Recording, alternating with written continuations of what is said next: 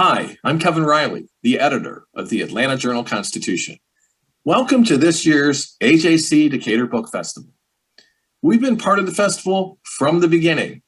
We share the common purpose of bringing people together to better understand the important issues of our times. I hope you enjoy the festival, and be assured, the Atlanta Journal-Constitution will continue to press on in its mission to let you know what's really going on in your community.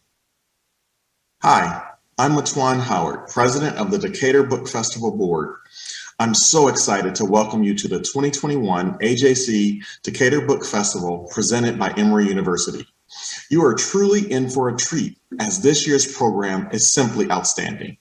Whether you're looking for a taste of rebellion, intrigued by revolution, or simply fascinated by complex relationships, this year's lineup is sure to please.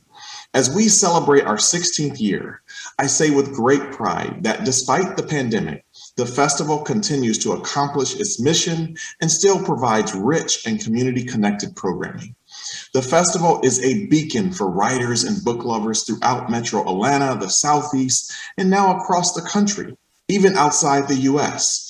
During last year's virtual festival, we had participants from over 150 U.S. cities and 81 other countries. It's so exciting to see the reach of the festival. I'd like to thank all of you for attending this year's program, as well as for your continued support. Enjoy the program. Good morning, everyone. It is my great pleasure to welcome you back to the Decatur Book Festival and to welcome you into this space. I am David Jordan. I'm honored to be one of the pastors of First Baptist Church of Decatur. And we're so thankful to be able to host this space and this time and work as a partner with many others and the Decatur Book Festival. We're so thankful for you and for your willingness to participate and for the authors and poets that will be sharing with us. This, we hope, will be not only a safe space, as in a sanctuary, but it will be a brave space, a creative space, a place where our imaginations are stimulated and compassion is deepened and understanding is broadened. So thank you for being here. Thank you for your open-mindedness in the experience together that we'll share in the power of stories, literature, and words strung together to help us be better people.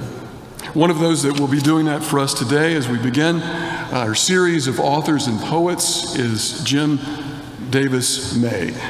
James Davis May is the 2021 National Endowment for the Arts Fellow in Creative Writing. He's the author of 2 poetry collections, Unique Things, released in 2016, and Unusually Grand Ideas, forthcoming in 2023. His poetry has appeared in Guernica, The New Republic, Plume, The Southern Review, and numerous other journals. He lives in Macon, Georgia, where he directs the creative writing program at Mercer University. And Jim, we look forward to your words and look forward to hearing from your poem, Puffins. Welcome all, and welcome Jim. Let us give him a good Decatur welcome as we share together.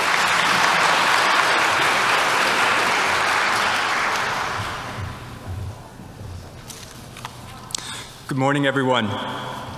So a poet's job description more or less breaks down into 2 tasks, naming occasions to mourn or lament and finding things to be thankful for, things to praise. I'm going to start with the mourning. The Decatur Book Festival and the poetry world are both reeling from the death of Camilla Aisha Moon, a beloved professor at Agnes Scott College and an amazing poet. Get her collection, Starshine and Clay, and you'll see what I mean. We're thinking of her family, her colleagues, and of course her students at this very sad time. As for praise and thanks, I'm so glad to see your faces, or at least half of them. Not half of you, just half your faces. Anyways, the Decatur Book Festival has been a crucial part of my life for 15 years, and I'm grateful to Joy Pope, Rose Mcgee, everyone on the board, and anyone who's ever volunteered to be a stage captain or bring water to the booths during the book fair. Especially having worked some of those booths, I was very grateful for the water. I'm going to read just one poem. Its title is Puffins. I brought a prop, like the bird. which may seem like an odd choice given that the closest puffin nesting site is about 1,700 miles from Decatur Square. Really, though, the poem is about how when we experience something powerful, we have this innate desire to describe it to other people. And I think ultimately much of literature is about just that impulse. So this is puffins. They don't so much flap their wings, but slap the air, as if having a panic attack, which makes sense. They prefer the water, plunging 300 feet for small fish, collecting them with their barbed tongues that work like angler chains, their clownish beaks growing walrus mustaches of limp herring. My wife, daughter, and I sailed an hour to see their colony of rocks and burrows, where they were hatched and returned annually. So many separate flights and landings that they overwhelmed us and the island. Beehive traffic patterns, but more chaotic. And then from that swirling cloud of action, a memory emerged. One my daughter says is her first with me. I was driving, she was in her car seat, and because I wanted to be fun and not myself, I kept the windows down, even as we hit 60, and the little cabrio filled with pages of a book I had forgotten I placed next to her. So the car turned into one of those sweepstake booths where money spins like confetti or blizzard snow, and the contestant has to grab as much as possible. Except this was poetry, and it was flying out the window. Whole pages ripping from the spine into somersault and spiral, and we were laughing hard, a contrail of stanzas behind us, words, all those words flying around us, above us, away from us, and on to other people, or no one at all. We were happiest, it seemed, when the boat pulled away, the birds wheeling more and more indistinct, while we began to describe everything we'd seen, the flights and frenzy, as if the whole point of these tiny voyages were to find things that will make us retell them to each other. And maybe it is. Thank you.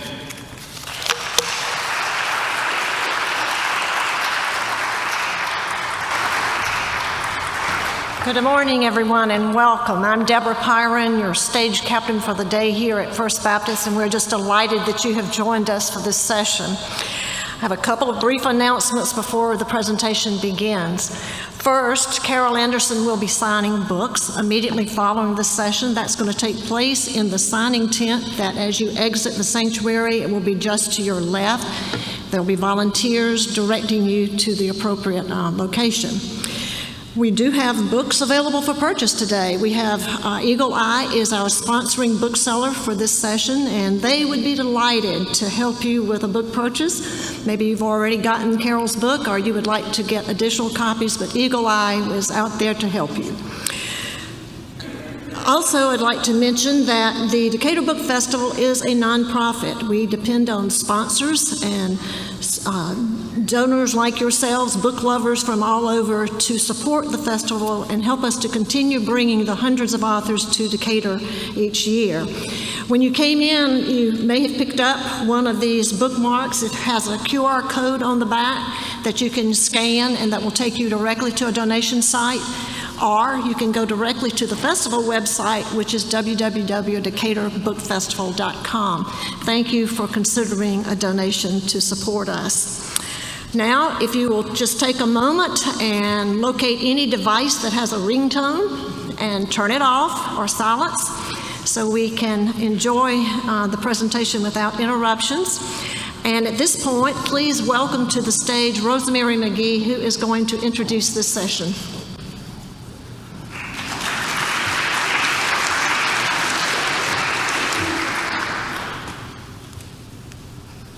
Thank you, Deborah. To make a book festival, it takes faith, hope, and friends. And the greatest of these is friends. A true community, those who write, those who read, those who organize, those who volunteer, those who are here in person, those who are online, and those who are part of our community. I'm Rosemary Mcgee, and I'm honored to be associated with the AJC Decatur Book Festival, presented by Emory University. Many thanks to all of you for being here in person or online for our 16th festival. I want first to take a moment to express deep appreciation to those who have made this happen here at First Baptist Church of Decatur. They include the following: Mickey Goodson, Deb Pyron, Bob Foch, Randall Hampton, David Jordan, Jeremy Clark, Jim Harrison, Daniel Solberg, Shelley Woodruff, Milton Brown, Ron Withers, Jack Rayner, Liz Hackney, Bob Hamilton, Ann Smith, Dilshad Primji. What a crew.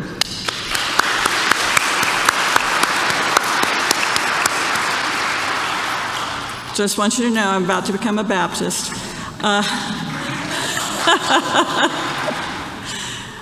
We are grateful as well for the many volunteers, in fact, too many to name, who inhabit these spaces: the booksellers, outdoors, the writers, the readers, the community, everyone. And a special note on behalf of the DBF board, we are particularly grateful for the steadfast investment and enthusiastic imagination of Joy Pope, who last time I saw her was right over here, checking her phone, who has been at the very center of our work for the past several years, through thick and thin. Joy, we thank you for everything you've given of yourself and of your enormous talents, especially to the 2021 festival here today. Thank you.